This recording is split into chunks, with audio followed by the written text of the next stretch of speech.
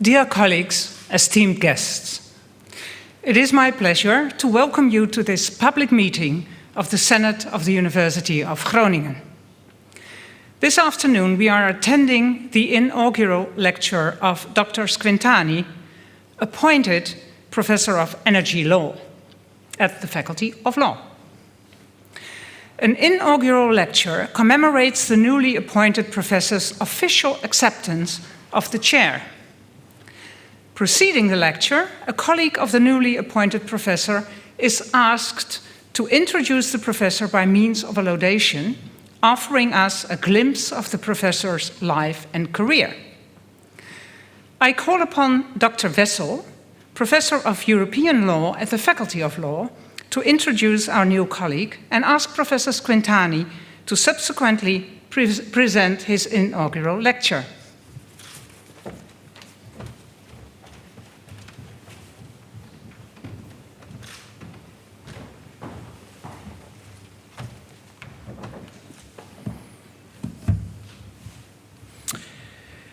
Esteemed Board of the University, dear Dean of the Faculty of Law, dear colleagues, friends, family of Lorenzo. Occasionally, a chair and its chairholder are a perfect match. Lorenzo Squintani equals energy. When I see him operate, I sometimes wonder if he also was this energetic when he was un bambino, when he was born on the 11th of August in 1981 in Milan. Or when he did his bachelor in Italian law in Urbino, or his master in international and European law in Amsterdam. In any case, the energetic Lorenzo is the one we know ever since he joined the University of Groningen in 2008 to do his PhD under the supervision of Professors Jan Jans and Karsten Graaf, a thesis that was defended in November 2013, so 10 years ago. Personally, I got to know Lorenzo when I succeeded Professor Lawrence Gormley as head of the European Law Group. During that period, Lorenzo was my wingman, with an in-depth knowledge of how the faculty functions and with an almost too good understanding of the facts and figures in the Excel sheets. Even then, his Groningen network already reached beyond our group and went all the way up to the board of the university and to other faculties, also making use of his membership of the faculty of the University Council. Something he continues to do as the first and current director of the Wibbel Ockels School of Energy for Energy and Climate, a position that is again a perfect match. I was therefore happy to see him apply for a full professorship at the Energy Law Group, and I was even more happy to see him selected, even though that implied that I would miss a pivotal person in my own group. In his new group, Lorenzo has met all our expectations. He is an empathic leader with a keen eye for the needs of his staff.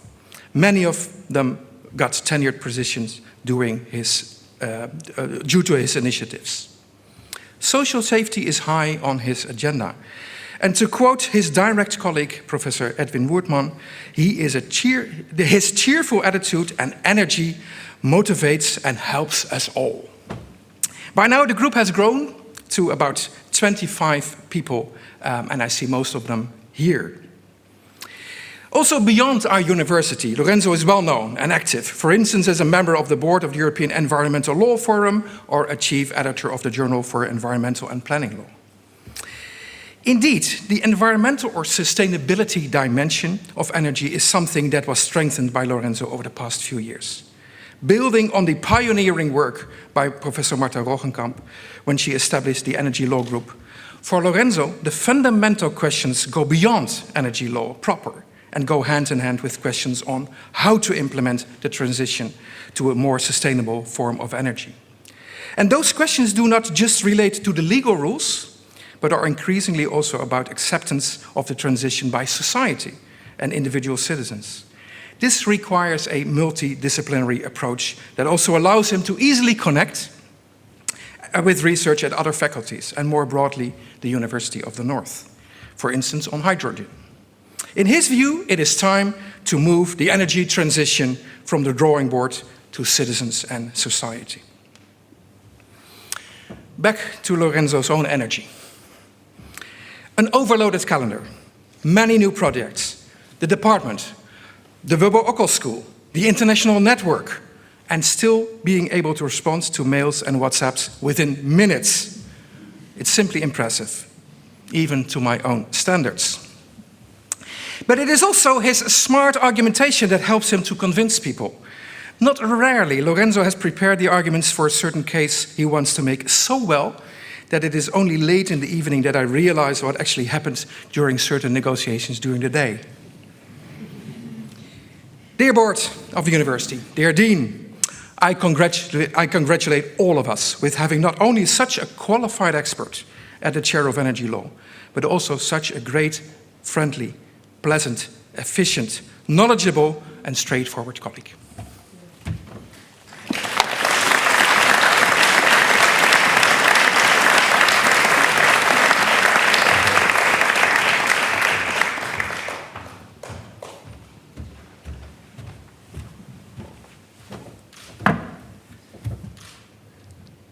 Bedankt, Ramses.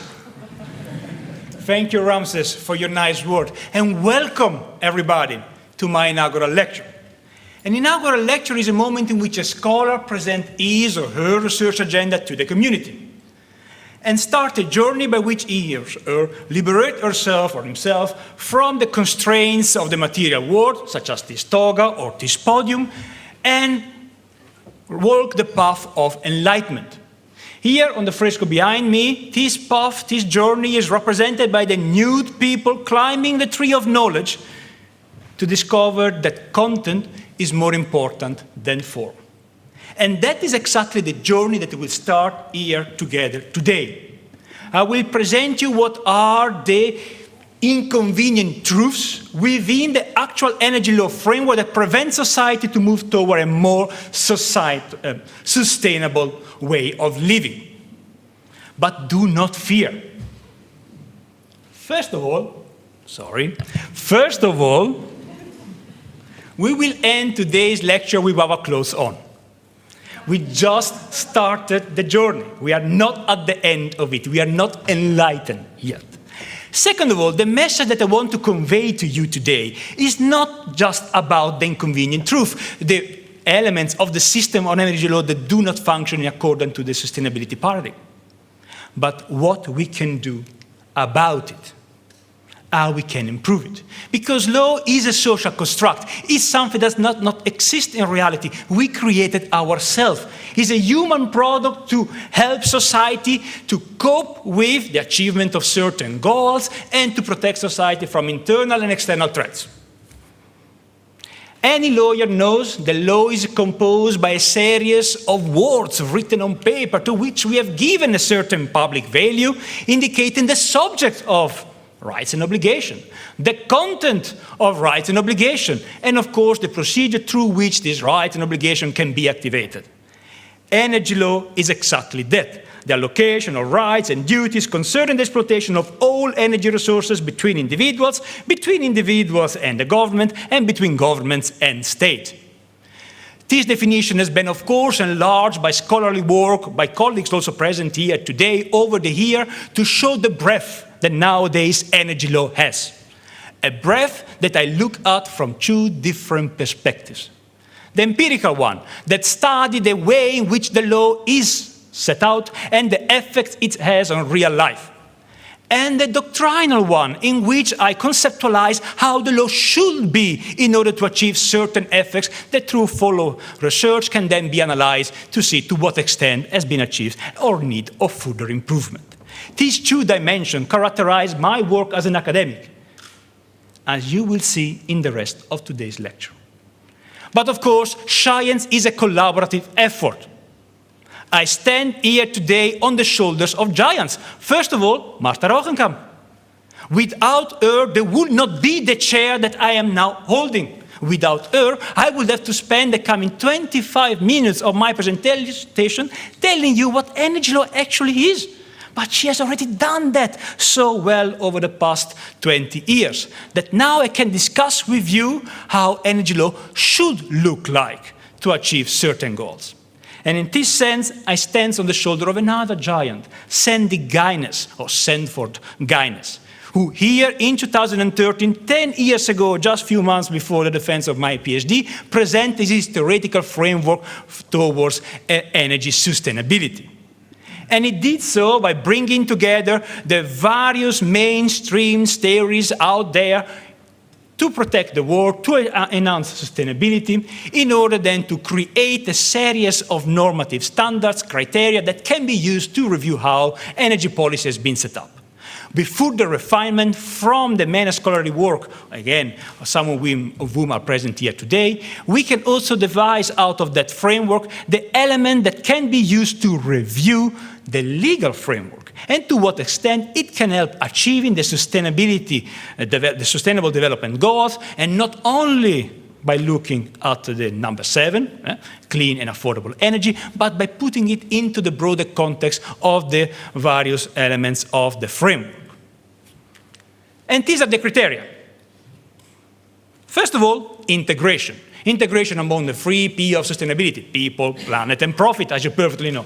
Adaptability, that from a legal perspective means the ability of the law to cope with the changing understanding of the status of the 3 Ps and the changing understanding of how law affects or effect has on the 3 Ps. Then equity, therefore the distribution of resources within society and the relationship among different societal groups in their empowerment in the context of the energy transition. And finally, multi-level governance that looks at the relationship between the local and the global dimension of the energy transition, as well as the relation between public and private intervention. I do not have time today, although I would really like, to speak about all these concepts, and will therefore focus only on those that will characterize my research agenda the most in the coming years, starting with equity.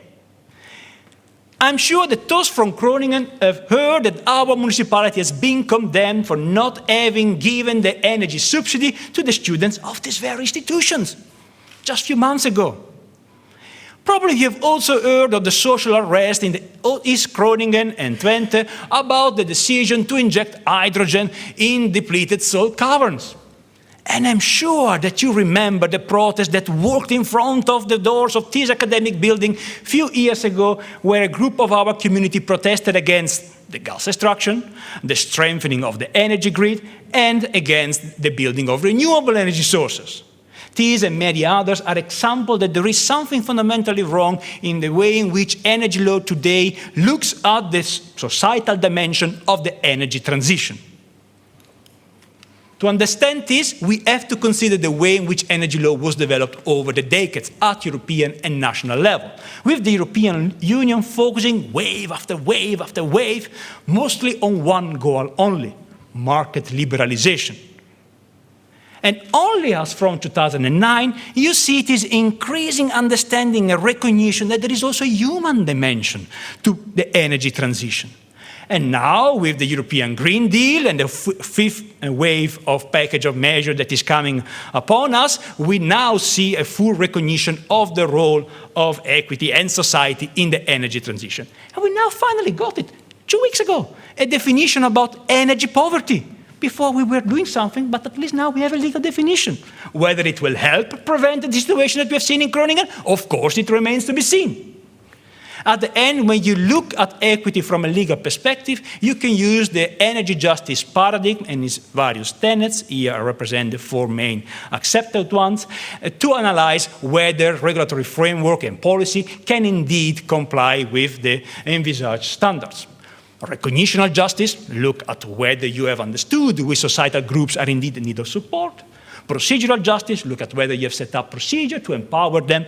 Distributional justice, whether you have distributed the material goods. And global justice reminds us that whatever we do here in Europe should not come at cost of those living elsewhere, something that unfortunately we tend to forget. In this area, I focus mostly on procedural justice, and I cooperate with environmental psychologist Goda Plavechuta that I sit down there in the hall in order to understand the relationship between regulatory framework on public participation and human perspective and preferences about how to interact in energy decision making. Thanks to this cooperation, we now have a set of social science insight on what make public participation more capable of increasing the quality of decisions, increasing the democratic legitimacy of decision-making, as well as increase the chance that there is acceptability, not acceptance, acceptability of those energy policies and projects. And together with the cooperation with Odi and Maria, we just finished to study how the mainstream regulatory framework on public participation cope with the social science insights. And here you see the results. None of them actually cope with such insights, not individually, not even conjunctively taken. No wonder, therefore, that we see that nowadays public participation is still not capable of achieving its goal, and it actually fuels frustration and the decreased trust in society. We now see even political parties that flag themselves as anti-environment or anti-climate taking the power because of the distrust of society in the political elite. We need, therefore, to reconsider the way in which we set up public participation, and we devised a model, the so-called equal opportunity and value-based approach, by which we try to re-empower marginalized societal groups and related human values in environmental decision-making, also together with Lulu that could not be with us today. Alba Forbes will look at how this concept could be further operationalized in the field of the growing economic area of our society, even especially here in the north, the hydrogen economy, to see whether indeed the rebalancing can be designed in the framework that will be established in that context. But that will not be enough, because we also see that there is the need of rebalance the way in which people participate in the chain of decision making. With God, we have found out that we, as humans, want to activate ourselves when projects are very concrete and nearby, best in our neighbor. But we want tools to be able to discuss the macro-level decision-making that have taken place at national level.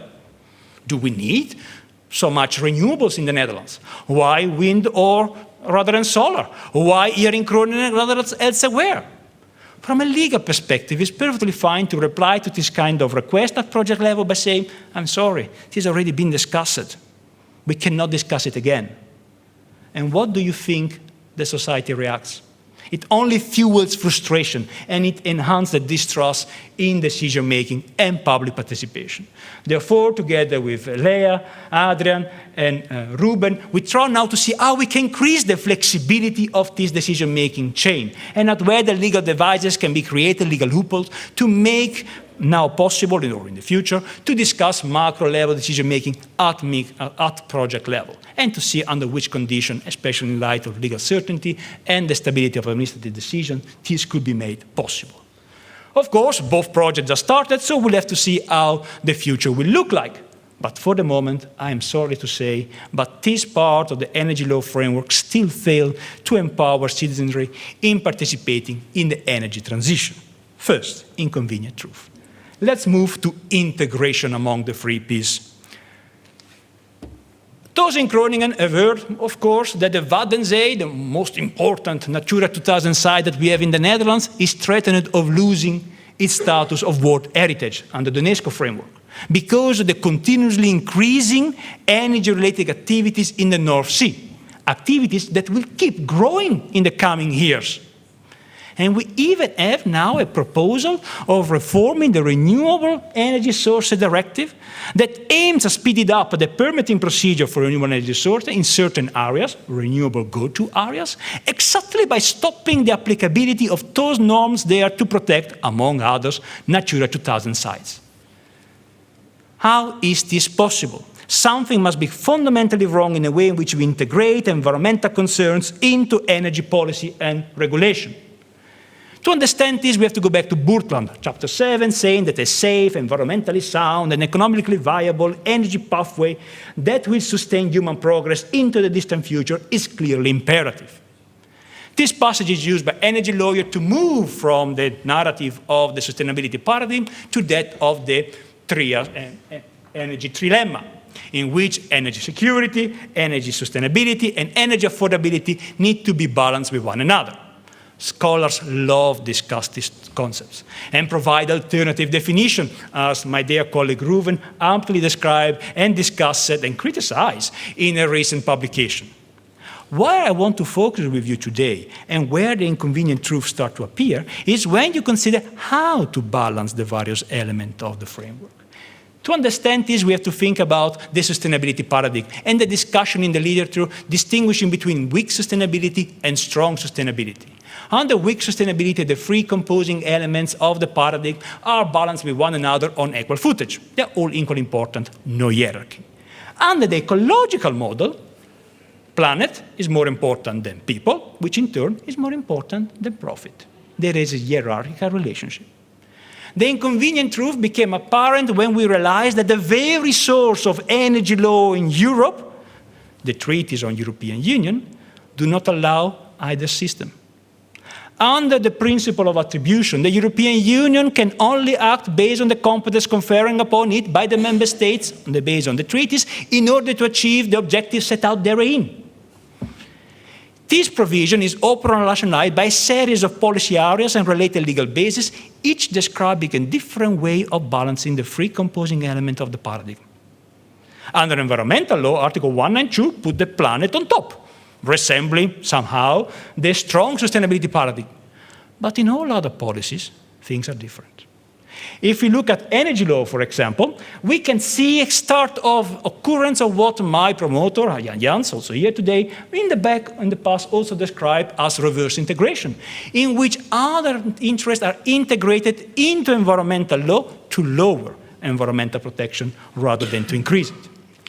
And if we look at Article 194, the source of energy law in Europe, we say that it used different ways to reform into environmental protection, by using the formula with regard for, and the development of energy policy and infrastructure, by indicating the formula shall aim to.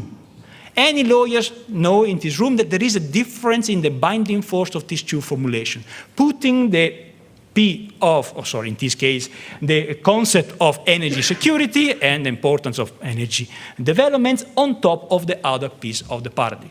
And this is neither the strong nor the weak sustainability model. Neither.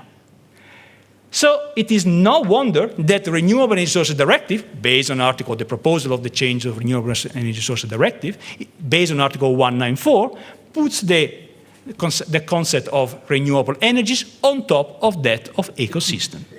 So we have to find a different approach. And here I would like to rely on the nice work presented by another dear colleague here, Lolke Braxma, who a few months ago in this very room presented this ecological approach to the way in which plans and programs are set out. And the nice things of the ecological approach is that at the boundaries of what are the boundaries of an ecosystem, so for the Earth, the boundary, the planetary boundary, you could say, the bioplanet is sovereign. But in the middle of the system, there is much more flexibility to find a different balance. Therefore, you have a modular framework which is hierarchical at the periphery and not hierarchical in the center, allowing for different approaches. Of course, a substantive standard is not enough. As Bonner written out in 2006, you have to apply the standards throughout the whole framework, looking at the institutional provisions, at the procedures for cooperating among the institutions, and the way in which they operate in practice. Only then you can achieve integration. And if you do so through the policy cyclus, setting goals, strategies, activities, and evaluating them, then you can achieve an integrated framework.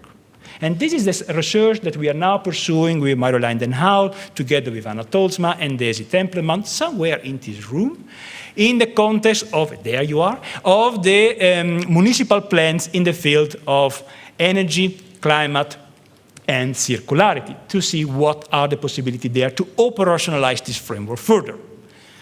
Stay tuned, but for the moment, we have again to conclude that the actual framework does not allow to achieve integration. Let's move to the last concept I want to discuss with you today, adaptability, and the ability of the law to cope with our changing understanding of the free peace and our changing understanding of how the law interacts with the free peace. I'm sure that you're familiar with the Dieselgate, isn't it? Who drives a diesel auto from that time? You don't need to answer, don't worry. You're sure familiar that manufacturers frauded the system to show lower emission during the test than those emitted in real life. What you may not know, that is the same test used to show compliance with the CO2 emission under the Paris Agreement from the European Union and automotive industry. On top of that, what you may also not know is that even without the frauding devices, the tests were not producing the same results as in real life. Legal reality got detached from real life reality. It is this element I want you to focus on, although it's not, that is a belief, it's just an analysis that you have to perform. Because this is occurring in more aspects of the energy framework, in the context of, reduction of energy consumption, with the energy labels, all based on technical standards that may or may not lead to the real emission indicated, or the beautiful system of carbon offsetting guidelines. Do you pay for these systems? Stop. Because no one can guarantee that the tree that they are going to plant will stand the time necessary to compensate for the CO2 that you are going to emit, even if the framework has the golden standard. We sit in a situation in which public law on the fight to climate change is not able to guarantee the achievement of the Paris Agreement goals. And indeed, private parties are going to court to find different way of bringing emitters to compliance. We now see the situation in which, indeed, public law is not capable to cope with the needed reform for tackling climate change, as written in an article in the JPL. Let's understand this better. Here, we have to start with realizing that legal effectiveness, so where the standards are clear and applicable, is different from behavioral effectiveness, so where the people, the subjects of law, change their behavior in light of the legal standards, which is in turn different from real-life effectiveness that look at whether, for example, an ecosystem improves its status of conservation because of the regulatory framework. There could therefore be a difference between these three levels of effectiveness. Last year, I presented a study to the European Parliament indicating how different regulatory standards framework for environmental law cope with adaptability and legal certainty. And there I concluded, also when looking at the different regulatory approaches and regulatory philosophies, that the best way to ensure the alignment between legal effectiveness and real-life effectiveness is to focus on quality standards and an ecosystem-based approach. Quality standard says these are the ecological criteria that an ecosystem must have to be in a good status of conservation. The ecological-based approach makes sure that it's science, not politics, that fill in these criteria. which means that any changing in our understanding of ecology is automatically, without further regulatory intervention, translated into the normative standard that society must follow. Adaptability to the best. All other systems are less effective. And if we check what happened in energy and climate law, we see the following. We have, under the Paris Agreement, Article 2, Section 1, letter A, indicating the quality standards of not more than 1.5 degrees or well below 2 degrees Celsius increase in temperature to have the ecosystem, Earth, in a good status of conservation.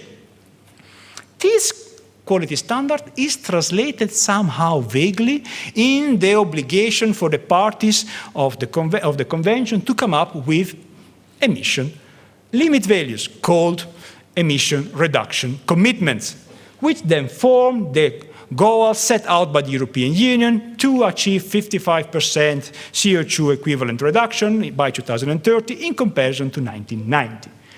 This goal is then translated into the main framework applied under EU law, the ETS system and effort sharing regulation, which are then further coordinated by the wealth of energy and climate standards that are there to stimulate a socio-economical and technical shift to more CO2-friendly way of activities, which are then implemented at national level. At the very foundation of this complex system, we have not an ecological-based approach, not an environmental quality standards, but we have a policy-based approach which is following an emission limit values. No wonder, therefore, that private parties bypassed these systems altogether and basically linked Article 2 of the Paris Agreement, as interpreted by Science, IPCC report, to an open norm under Dutch law indicating the duty of care under tort law and adaptive standards. We can get excited or frustrated by this development, but the real challenge that we have is to improve the system. To do so, of course, we cannot only look at the standards, because those of you familiar with nature conservation and water management know that ecology is not going there well either there. And this is to do because you have to look at the whole system to see whether it is in keep with adaptability. You have to look at the content, at the effects, at the design, what measures are there. Luckily, we can build upon the wealth of work indicated by scientists, mostly in the relation to technology law, but also broader. Today, we have discussed it some during the conference that we had before this inaugural lecture, indicating how systems can be made more adaptable. Black framework of principle-based approaches is a nice start because principles are very adaptive in nature because they are multi-interpretable. But you need to integrate it further because otherwise legal certainty will not be well served, which will not facilitate investments. So you have to increase the level of understanding of how to regulate human activities in the future to make sure that there is a higher level of linkage between legal effectiveness and real-life effectiveness. This is something that I cannot do alone. You have to cooperate with other disciplines in order to understand what is necessary. And this is Groningen. Look at this corona. Look at this population. We have experts for all relevant disciplines. And we have collaboration with so many colleagues outside of this university that we can indeed collaborate together to understand how to frame this framework. And we now even have an institute in Groningen to bring these disciplines together. This is the best place and the best point in time to perform this research agenda. But for the moment, ladies and gentlemen, we have to conclude once again that our existing regulatory framework is not enough. I don't have time for multi-level governance, but believe me, it's not going well either. But do not fear, because my message is not about despair, but about empowerment. Law is a social construct. A better energy system is just a sign of the pen away. Therefore, ladies and gentlemen, let's work together to make energy law a better place. Thank you very much for your attention. Ik heb gesproken.